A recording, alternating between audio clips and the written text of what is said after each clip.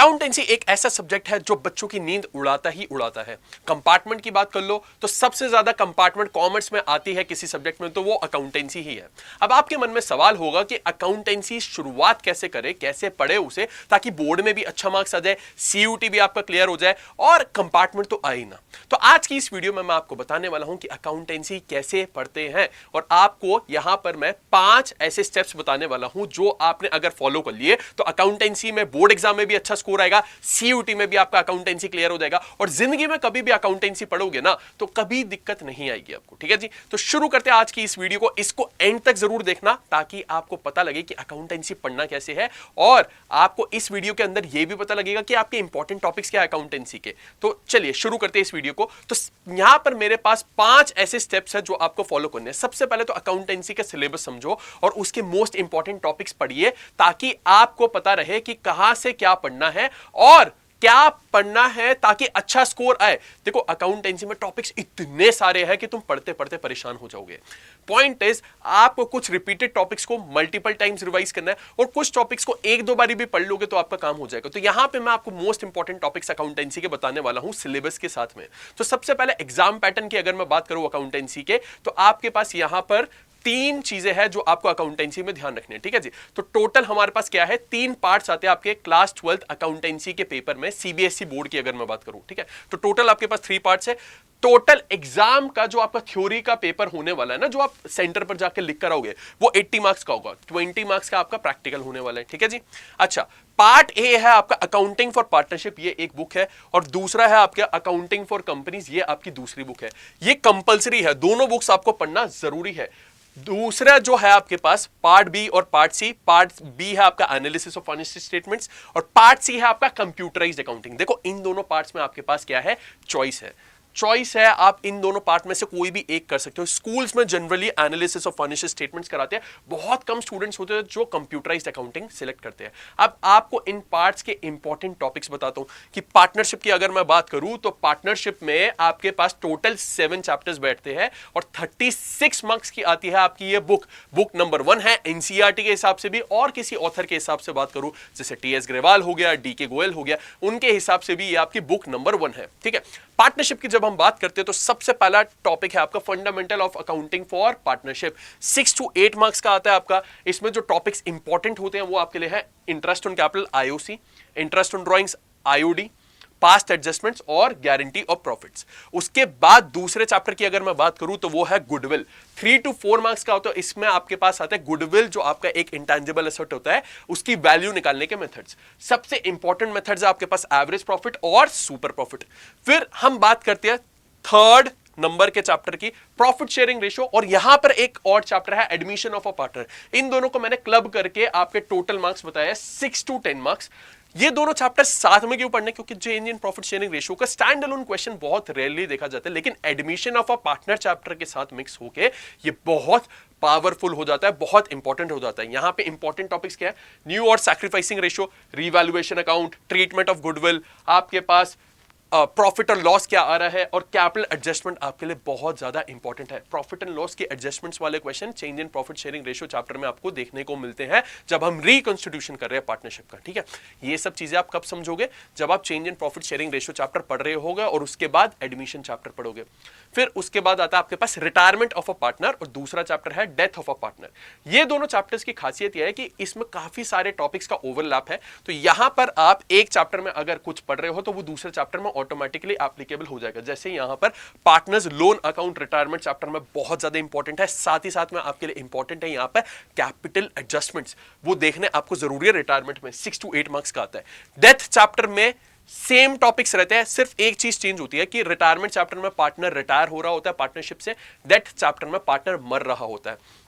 और यहां पे आपके पास जो कैलकुलेशन इंपॉर्टेंट हो जाती है वो हो जाती है, एक तो calculation of profit of deceased partner, आपके पास time basis, sales basis, 2 methods होते हैं, और एग्जीक्यूशनर्स अकाउंट। अब एक खासियत है यहां पर, अगर रिटायरमेंट का आपने पार्टनर्स लोन अकाउंट पढ़ लिया तो डेथ का एग्जीक्यूशनर्स अकाउंट आपका हो गया, बस नाम चेंज हो जाता है, फंडा वही सेम रहता है। ठीक है जी, आगे देखिएगा।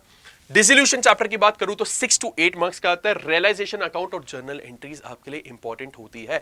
पार्टनरशिप बुक अपने आप में सबसे इंपॉर्टेंट बुक है, सीयूटी एग्जाम के पॉइंट ऑफ व्यू से भी, क्लास 12 के पॉइंट ऑफ व्यू से भी। क्यों?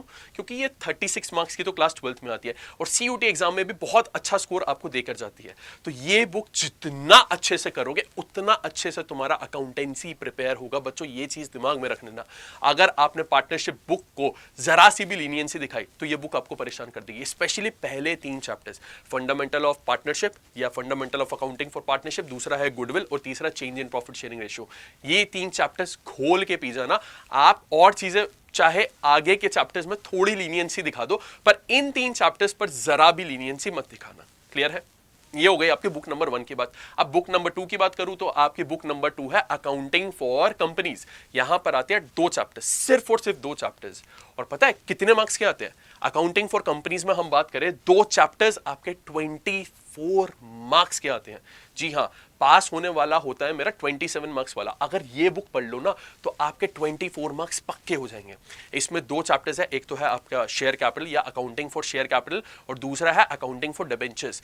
दोनों ही चैप्टर्स इंपॉर्टेंट है सीयूटी एग्जाम के पॉइंट ऑफ व्यू से भी और क्लास 12 के पॉइंट ऑफ व्यू से भी। शेयर कैपिटल बहुत बड़ा चैप्टर है और इस चैप्टर को है ना सबसे डिफिकल्ट चैप्टर माना जाता है। ठीक है, 14 से 16 मार्क्स का ये चैप्टर है और बहुत डिफिकल्ट मानते हैं इसे। प्रॉब्लम यह है इस चैप्टर में कि इसमें इंडिविजुअल टॉपिक्स बहुत है और टॉपिक्स का ना कई बार क्या होता है आपस में लिंकेज भी होता है, तो ये परेशान करता है सारे स्टूडेंट्स को। देखिएगा, तो यहां पर अदर देन कैश इशू आपके लिए इंपॉर्टेंट है। जब आप शेयर्स इशू कर रहे हो for consideration other than cash, मतलब कैश के अलावा आप शेयर्स इशू कर रहे हो, उसके अलावा आपके पास फॉर फीचर और री इशू, मतलब शेयर्स आपने किसी को इशू करे थे वो वापस ले लिए और उसे किसी और इंसान को बेच दिया। कैलकुलेशन ऑफ कैपिटल रिजर्व की कैलकुलेशन होती है, एक अमाउंट ट्रांसफर होता है कैपिटल रिजर्व में, वो जब आप ये चैप्टर पढ़ोगे तब आपको समझ में आएगा।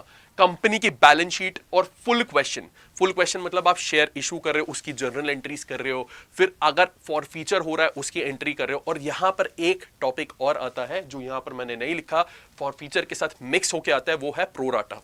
प्रोराटा बहुत इंपॉर्टेंट टॉपिक है आपके लिए, लेकिन यूजुअली मैंने ये देखा कि प्रोराटा के क्वेश्चंस आजकल कम पूछे जा रहे हैं, इसलिए मैंने यहां पर नहीं लिखा। क्या इसका मतलब आप प्रोराटा स्किप कर सकते हो? The answer is no, pro rata भी आपको पढ़ना है। ये था आपका शेयर कैपिटल चैप्टर। डिबेंचर्स की बात करूं तो 8 to 10 मार्क्स का ये चैप्टर है आपका। इंटरेस्ट ऑन डिबेंचर्स की कैलकुलेशन इंपॉर्टेंट है आपके पास। Issue of debentures with terms of redemption एक टॉपिक है, वो इंपॉर्टेंट है, इसमें आपके अलग अलग केसेस बनते हैं। और debentures for consideration other than cash, ये टॉपिक आपके लिए इंपॉर्टेंट है। इसके अलावा और भी टॉपिक्स होते हैं जैसे issue of debenture as collateral security, वो आपको देखना है, स्किप नहीं करना। इन टॉपिक्स पे आपको ज्यादा फोकस करना है, जो बाकी टॉपिक्स यहां पे नहीं लिखे वो देखने जरूर है, लेकिन इतना फोकस नहीं भी करोगे तो भी चल जाएगा। ठीक है, अब जो थर्ड बुक है आपकी एनालिसिस ऑफ फाइनेंशियल स्टेटमेंट्स, अब उसकी कहानी सुनो, थोड़ी सी इंपॉर्टेंट बात बताता हूं। आपकी जो एनसीईआरटी है ना, एनसीईआरटी के हिसाब से आपकी 2 बुक्स बैठती है। पहली बुक है पार्टनरशिप और दूसरी बुक है अकाउंटिंग फॉर कंपनीज और एनालिसिस ऑफ फाइनेंशियल स्टेटमेंट्स। मतलब आपके 2 अलग अलग सेक्शंस एक साथ एक ही बुक में दे रहे हैं एनसीईआरटी वाले। लेकिन अगर मैं दूसरे ऑथर्स की बात करूं, जैसे टीएस ग्रेवाल हो गए, हमारे डीके गोयल हो गए, वो क्या करते हैं, पार्टनरशिप एक बुक बनाते हैं, बुक नंबर 1, आपकी accounting for companies book number 2 होती है और analysis of financial statement book number 3 होती है आपकी। ठीक है ना, तो ऐसे ये 3 पार्ट्स में डिवाइड कर देते हैं। तो हम भी उसी हिसाब से चल रहे हैं। आपका analysis of financial statements book number 3 मैं बोलूंगा, एनसीईआरटी के हिसाब से बुक नंबर 2 के आखिरी के चैप्टर्स हो गई है। ठीक है ना, अब देखिएगा एनालिसिस ऑफ फाइनेंशियल स्टेटमेंट्स की बात करूं तो यहां पर मेरे पास हो गया, देखो, financial statements of a company and analysis of financial statements, 2 chapters हैं ये आपके। 6 to 8 मार्क्स के बैठते हैं कंबाइंड। यहां पे आपके लिए इंपॉर्टेंट क्या है, बैलेंस शीट जो होगी ना कंपनी की, उसकी हेडिंग्स और सब हेडिंग्स और statement of profit and loss का फॉर्मेट यहां पे लिखा नहीं है, लेकिन आपको वो देखना जरूरी है। और एक चीज और बता रहा हूं, टाइप्स ऑफ एनालिसिस वो भी जरूर देख लेना, क्योंकि ये आपको 6 to 8 मार्क्स देके जाएंगे प्यार से, बड़े इत्मीनान से। आपके थ्योरी का क्वेश्चन तो टाइप्स ऑफ एनालिसिस से ही आएगा, एमसीक्यू भी वहां से फंस सकता है। और बैलेंस शीट तो आपको देखना ही देखना है, रिपीटेडली प्रैक्टिस करनी है यार, क्योंकि बैलेंस शीट से आपके एमसीक्यू भी आते हैं, आपके न्यूमेरिकल्स भी आते हैं, आपको परेशान कर देगी बैलेंस शीट अगर आपने वो नहीं देखा। ओके, उसके अलावा क्या है, कंपैरेटिव और कॉमन साइज स्टेटमेंट्स आपका एक चैप्टर है, 3 to 4 मार्क्स का है। यहां पर फॉर्मेट आपको जरूर देखना है, साथ में परसेंटेज टाइप क्वेश्चंस आपको देखने हैं। उसके अलावा आपके पास क्या है, रेशियो एनालिसिस 6 to 10 मार्क्स का फंस जाता है ये आपका लिक्विडिटी, सॉल्वेंसी, एक्टिविटी और प्रॉफिटेबिलिटी, मैंने चारों रेशियोज जो चार टाइप होती है चारों लिख दिए यहां पर। क्यों? क्योंकि इसके अंदर है ना इंडिविजुअल फॉर्मूलाज है। पहले क्या होता था, यूजुअली आपसे ना लिक्विडिटी और सॉल्वेंसी से क्वेश्चंस पूछता था, कभी कभी प्रॉफिटेबिलिटी से, लेकिन अब क्या कर रहा है, पैटर्न चेंज करा जा रहा है। आपके ना इस बार क्या हो रहा है, सॉल्वेंसी से ज्यादा क्वेश्चन पूछ दिए, पिछली बारी क्या हुआ, एक्टिविटी से ज्यादा पूछ दिए, कंपार्टमेंट में भी परेशान कर रही है। तो इसलिए चारों रेशियोज को देखना जरूरी है, प्रैक्टिस कर लेना, अभी तुम्हारे पास टाइम है। अगर तुम्हारा बिल्कुल बोर्ड एग्जाम आ गया होता तो मैं बोलता कि लिक्विडिटी और सॉल्वेंसी पर फोकस कर लो, लेकिन अभी तुम्हारे पास टाइम है तो ये चारों टॉपिक्स आप प्रैक्टिस करिएगा। और कैश फ्लो की बात करूं, कैश फ्लो स्टेटमेंट एक टॉपिक है आपका 6 to 8 मार्क्स का आता है। इसमें आपके पास टाइप्स ऑफ एक्टिविटीज, 3 टाइप की एक्टिविटीज होती है, इन्वेस्टिंग, ऑपरेटिंग एंड फाइनेंसिंग। जो आपके एग्जाम के पॉइंट ऑफ व्यू से इंपॉर्टेंट होती है वो ऑपरेटिंग और इन्वेस्टिंग होती है। फाइनेंसिंग से क्वेश्चन नहीं देखा जाता जनरली, पर अभी आपके पास टाइम है तो तीनों देख लो ना यार, क्या दिक्कत है तुम्हें? ठीक है, तो ये था आपका सिलेबस। पहले आपको सिलेबस समझना होगा अकाउंटेंसी का, उसके बाद आपको क्या करना होगा, आपको इंपॉर्टेंट टॉपिक्स को रिपीटेडली प्रैक्टिस करना होगा। पहला स्टेप क्लियर है सबको, सिलेबस आपको समझ आया। अब दूसरे स्टेप्स की अगर बात करूं तो दूसरा स्टेप है आपका स्टडी ऑर्डर, कि कौन सा ऑर्डर फॉलो करें। देखो, कोई सही ऑर्डर नहीं है। यहां पर ध्यान रखने वाली चीज आपके लिए यह है कि आपको, लेट्स से फॉर एग्जांपल आपने पार्टनरशिप बुक शुरू करी, तो बेटा वो पूरी बुक पहले कंप्लीट करना, फिर अकाउंटिंग फॉर कंपनीज पर आना। या फिर लेट्स से आपके स्कूल में अकाउंटिंग फॉर कंपनीज या कंपनी अकाउंट्स ये बुक शुरू करी गई, तो पहले वो पूरी बुक कंप्लीट करना, फिर किसी और टॉपिक पे जंप करना। माय पॉइंट इज कि आप है ना एक बुक को साथ में डिटेल में पढ़ो, उससे दिक्कत नहीं आएगी आपको। क्यों? क्योंकि हर चैप्टर कोई ना कोई बुक का आपका इंटरलिंक्ड है, तो उससे आपका दिमाग खुलेगा जब आप साथ में वो चैप्टर्स पढ़ रहे होगे। एक बुक शुरू करिए तो उसे पहले कंप्लीट करो, फिर दूसरी बुक पे आना। एटलीस्ट ये कर सकते हो कि लेट्स से फॉर एग्जांपल आपने शेयर कैपिटल चैप्टर शुरू करा, तो पहले वो पूरा चैप्टर खत्म होना चाहिए, फिर दूसरे चैप्टर पर शिफ्ट करना। ये गलती मत करना कि अच्छा एक चैप्टर कर लिया, उसका आधा कुछ टॉपिक पढ़ लिया, फिर दूसरे चैप्टर पे जंप करके या दूसरी बुक पे शिफ्ट कर गए। नहीं, पहली बुक शुरू करी है तो बुक कंप्लीट करो। वो नहीं कर सकते तो जो चैप्टर आपने शुरू करा है उसे कंप्लीट करो। सही ऑर्डर ये है, ठीक है। अगर आप अकाउंटिंग फॉर कंपनीज बुक से शुरू कर रहे हो तो पहले शेयर कैपिटल कंप्लीट होना चाहिए, फिर डिबेंचर्स। बुक नंबर 3 से शुरू बिल्कुल मत करना, बुक नंबर 3 क्योंकि आपके 20 मार्क्स की आएगी, इतनी इंपॉर्टेंट आपके लिए वो अभी नहीं है। पार्टनरशिप से मैं सजेस्ट करूंगा शुरू करें, पार्टनरशिप में चैप्टर वाइज जाए, चैप्टर 1 2 3 4 जो सीरियल ऑर्डर है, ठीक है। और अगर गलती से अकाउंटिंग फॉर कंपनी से शुरू करा तो पहले वो बुक कंप्लीट हो जानी चाहिए, फिर पार्टनरशिप पे जंप करना। ये मत करना कि सर ने बोला है तो चलो एक काम करते हैं आप पार्टनरशिप शुरू करते हैं, नहीं, पहले वो बुक कंप्लीट होनी चाहिए पूरी, आपकी हर तरह से नोट्स बन जाने चाहिए, आपके क्वेश्चंस प्रैक्टिस हो जानी चाहिए आपकी, और कोई डाउट्स है वो क्लियर हो जाने चाहिए, फिर पार्टनरशिप पे आप शिफ्ट करिएगा। समझ आया सबको? ठीक है। अब इस पॉइंट को मैं समराइज करूं तो अगर आपने कोई बुक उठा ली है तो उस बुक को कंप्लीट करो। अब आपका मन कर रहा है दूसरे चैप्टर का, दूसरी बुक का पढ़ने का, तो इट्स बेटर कि पहले जो चैप्टर पढ़ रहे हो वो कंप्लीट करो, तब शिफ्ट करना। ठीक है जी, क्लियर है। अब तीसरा स्टेप जो है आपके पास एनसीईआरटी। जब मैं एनसीईआरटी की बात करता हूं बच्चों, एनसीईआरटी के आपको क्वेश्चंस और थ्योरी दोनों चीजें देखनी है, क्योंकि थ्योरी से आपके एमसीक्यू क्वेश्चंस फंसेंगे और एनसीईआरटी से क्वेश्चंस डायरेक्टली आपके बोर्ड एग्जाम में आ जाते हैं। मैंने से एग्जाम में आ जाते हैं तो आपको देखो बैक एक्सरसाइज वाले क्वेश्चंस तो करने ही करने हैं, साथ में आपको करने हैं इलस्ट्रेशंस, जो भी आपको एग्जांपल्स दिए हैं, इलस्ट्रेशंस दी है आपकी एनसीईआरटी में, वो सॉल्व करनी है। और जो थ्योरी है, क्या थ्योरी को इग्नोर कर सकते हो आप अकाउंटेंसी में? द आंसर इज नो, क्योंकि थ्योरी के क्वेश्चंस भी आपके पास लगते हैं, थ्योरी से एमसीक्यू भी आते हैं, और थ्योरी जितना पढ़ोगे उतना कंसेप्चुअल क्लैरिटी आपको आएगी। तो एनसीईआरटी में क्या करना है, थ्योरी पढ़नी है आपको, बैक क्वेश्चंस करने हैं, और एक्सरसाइज जो एग्जांपल्स वगैरह दिए होते हैं ना, इलस्ट्रेशंस वगैरह, ये सब कुछ आपको कंप्लीट करनी है। ओके जी, तो 3 चीजें बोली यहां पर, थ्योरी और आपके एग्जाम्पल्स, और तीसरा बैक एक्सरसाइज के क्वेश्चंस। तीनों चीजें आपकी एनसीईआरटी से होनी चाहिए। अगर आप स्टेट बोर्ड वाले हो तो स्टेट बोर्ड वालों आपको जो भी बुक लगवाई होगी उसमें भी आपको यही चीज करनी है कि थ्योरी पढ़नी है आपको, उसके अलावा आपको क्या करना है, बैक क्वेश्चंस करने हैं और एग्जाम्पल्स करने हैं। ठीक है, फिर बात करते हैं फोर्थ की, भाई नोट्स। अकाउंटेंसी में जितने बढ़िया नोट्स बना सकते हो ना उतने बढ़िया नोट्स बनाना। मैं बताता हूं क्या करना है आपको।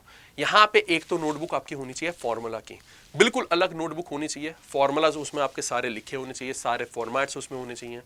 एक नोटबुक अगर आप अलग बना सकते हो तो वो जर्नल एंट्रीज के लिए बना लेना, नहीं बना सकते तो जो फॉर्मूला वाली बनाई है ना उसमें ही इंपॉर्टेंट जर्नल एंट्रीज करके एक सेक्शन बना लेना, उसी को इस्तेमाल करना। ठीक है, और एक नोटबुक होनी चाहिए आपकी क्वेश्चन प्रैक्टिस की। इसका मतलब मैं क्या कर रहा हूँ, तो कॉन्सेप्ट का रजिस्टर, फॉर्मूलाज वगैरह, जर्नल एंट्रीज वगैरह का अलग होना चाहिए और क्वेश्चन प्रैक्टिस के लिए रजिस्टर अलग होना चाहिए। ये मैंने ऐसे क्यों बोला, जब आपको रिवीजन करनी होगी ना पेपर के टाइम पे, चाहे हाफ ईयरली हो, चाहे प्री बोर्ड हो, चाहे बोर्ड एग्जाम हो, आपको फॉर्मूलाज फटाफट से आप रिवाइज कर पाओगे, कॉन्सेप्ट्स फटाफट से रिवाइज कर पाओगे, जर्नल एंट्रीज फटाफट से रिवाइज कर पाओगे।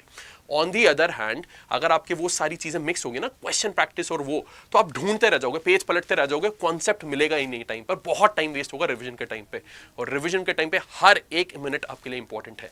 तो ये चीज मैं आपको सजेस्ट करूंगा कि आप अपनी एक कॉन्सेप्ट रजिस्टर अलग करें, उसे मैं इन्वेस्टमेंट रजिस्टर जनरली सजेस्ट करता हूं, आप कुछ भी नाम दे सकते हो। कॉन्सेप्ट के लिए एक अलग रजिस्टर जिसमें आप फॉर्मुलाज लिख रहे हो, जर्नल एंट्रीज लिख रहे हो, इंपॉर्टेंट फॉर्मेट्स बना रहे हो, ठीक है, और कुछ इंपॉर्टेंट थ्योरी अगर आप लिखना चाहो तो वो लिख सकते हो, और क्वेश्चन प्रैक्टिस के लिए अलग रजिस्टर, ठीक है। 4 पॉइंट्स हो गए। Last and most important point क्या है, 60-30-10 रूल। अब ये है क्या, ध्यान से सुनना। तो आपका 60-30-10 रूल क्या है, 60 मतलब 60% ऑफ द टाइम आपका कॉन्सेप्ट बिल्डिंग पर जाना चाहिए, ठीक है। आपके पास 30% ऑफ द टाइम कहां पर जाना चाहिए, आपका 30% ऑफ द टाइम आपका जाना चाहिए न्यूमेरिकल सॉल्व करने में, और 10% ऑफ द टाइम आपका जाना चाहिए किस पर, थ्योरी समझने में। तो अगर आपके पास 100 मिनट है तो उसमें से 60 मिनट आप प्रैक्टिस करोगे अपने कॉन्सेप्ट्स, 30 मिनट्स वहां पे न्यूमेरिकल सॉल्व करोगे, और 10 मिनट्स आप क्या करोगे, अपनी थ्योरी पढ़ोगे। ये 60-30-10 रूल जरूर लगाना बच्चों, ये आप रूल लगाओगे तो आपकी प्रिपरेशन एकदम बढ़िया होगी।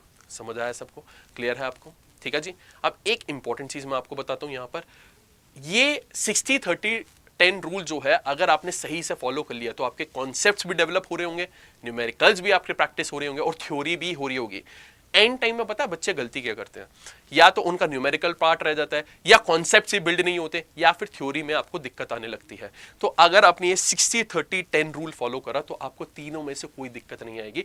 तीनों जगह पे ही स्टूडेंट्स फंसते हैं, आपको वहां पर क्लैरिटी रहेगी, ठीक है। तो आपके पास अगर 100 मिनट है, मैं रिवाइज करा देता हूँ, 100 मिनट है तो 60 मिनट्स आप कॉन्सेप्ट बिल्डिंग पे दोगे, 30 मिनट्स न्यूमेरिकल सॉल्व करने में, और 10 मिनट्स आप दोगे थ्योरी रीड करने में। क्लियर है जी, ठीक है। अब आपको कोई भी डाउट हो तो आप मेरे से कहां पे कनेक्ट कर सकते हो, आप मेरे ईमेल आईडी पे कनेक्ट कर सकते हो, rishabh.agarwal@adda2047.com, और आप मुझसे टेलीग्राम पर कनेक्ट कर सकते हो @rishabh_sir_adda247। यहां पर कनेक्ट करके आप डाउट सॉल्व कर सकते हो। आप सेल्फ स्टडी वाले स्टूडेंट्स हो तो हम कॉमर्स अड्डा पे आपके one shots, PYQs, question practice सब करवाते हैं, आप वो देख सकते हो। लेकिन अगर आप ऐसे स्टूडेंट हो जिससे चाहिए सही गाइडेंस, सही मेंटोरशिप, तो हमारे बैचेस भी हैं, आप उनमें जाके एनरोल कर सकते हो। हमारा आधार बैच लाइव हो चुका है क्लास 12 स्टूडेंट्स के लिए, आप वो बैच देख सकते हो और अपनी प्रिपरेशन हमारे साथ में कर सकते हो। एनरोल कैसे करना है वो भी मैं बता देता हूँ। मैं ये क्यों बता रहा हूँ आपको, क्योंकि आपके साथ देखो ऑनलाइन क्या है, बहुत स्कैम हो रही है आजकल। बहुत सारी ऑर्गेनाइजेशंस ऐसी है जो आपको प्रॉमिस बहुत कुछ करेंगे लेकिन अंडर डिलीवर करेगी, ज्यादा प्रॉमिस करके कुछ भी नहीं देंगे आपको, लाइव क्लासेस बोल के रिकॉर्डेड दे देंगे, ठीक है, या फिर आपको बोलेंगे PYQs कवर कराएंगे और PYQs के नाम पे सिर्फ आपको पेपर पकड़ा देंगे। आपके साथ धोखा ना हो इसलिए आपको सही जगह से सही एनरोलमेंट लेना होगा, उस चीज का ध्यान रखिएगा। सेल्फ स्टडी कर रहे हो तो कोई बात ही नहीं है, लेकिन अगर एनरोलमेंट करना है तो सही जगह से करना है यार। मैं नहीं चाहता तुम्हारे साथ धोखा हो जाए, इसीलिए मैं आपको बता रहा हूं कि हमारा आधार बैच लाइव होने वाला है, क्लास 12 की क्लासेस उसमें शुरू होने वाली है, आप उसमें जाके एनरोल कर सकते हो adda247 वेबसाइट पर। कैसे एनरोल करना वो मैं आपको दिखा देता हूं, ठीक है। तो देखिएगा, आप आएंगे adda247 पर, आपने सर्च करा, यहां पर आप आए, यहां पे आपको सर्च करना आधार, आधार, ठीक है जी, आधार आपने सर्च करा। देखिए हमारे पास आर्ट्स का है, कॉमर्स का है, साइंस का है, आप कॉमर्स सिलेक्ट करेंगे। कॉमर्स सिलेक्ट करके आपको बाय नाउ पे क्लिक करना है, ठीक है। बाय नाउ पे क्लिक किया, अब देखो यहां पर जो भी प्राइस दिखा रहा हूं इस पे अगर आपको ज्यादा डिस्काउंट चाहिए और मेरी पर्सनल मेंटरशिप, सोच रहे हो मैं खुद आपको मेंटर करूंगा, गाइड करूंगा, वो चाहिए आपको, तो आपको एक कोड यूज करना है, वो क्या है, RA007, RA007 आप अप्लाई करेंगे, आपका जो प्राइस है वो भी कम हो जाएगा और आपको मेरी पर्सनल गाइडेंस, मेरी पर्सनल मेंटरशिप मिलेगी, बोथ क्लास 12 के लिए और CUET एग्जाम के लिए, और उसके बाद भी आप मेरे से कनेक्टेड रह सकते हो, कोई भी डाउट अगर आपको आए तो उसके लिए, ठीक है। तो कोड क्या है, RA007। याद कैसे रखोगे? मेरा नाम है ऋषभ अग्रवाल, तो ऋषभ से R, अग्रवाल से A, 007 क्यों? मैं अकाउंटेंसी का खुद को जेम्स बॉन्ड बोलता हूँ, जेम्स बॉन्ड का कोड 007 होता है बच्चों, तो RA007। ठीक है जी। अब मैंने आपको कनेक्ट करने के लिए भी बता दिया कि आप कहां से मेरे से कनेक्ट कर सकते हो, ठीक है ना, या तो ईमेल आईडी या फिर टेलीग्राम। ठीक है, कोई भी डाउट हो मुझे कमेंट सेक्शन में जरूर बताना। अगर आपको ऐसी और वीडियोस चाहिए वो भी आप मुझे कमेंट सेक्शन में बता सकते हो। ठीक है जी। अगर आपको ये वीडियो पसंद आई हो तो आप मुझे लाइक जरूर करना। ठीक है, मेरी ये जो वीडियो है इसे लाइक जरूर करें और कमेंट सेक्शन में जरूर बताना कि आपके लिए कितनी हेल्पफुल रही है वीडियो। ठीक है बच्चों, थैंक यू सो मच मेरे साथ जुड़ने के लिए। मिलते हैं आपसे नेक्स्ट वीडियो में। Till then take care, bye bye, खुदा हाफिज।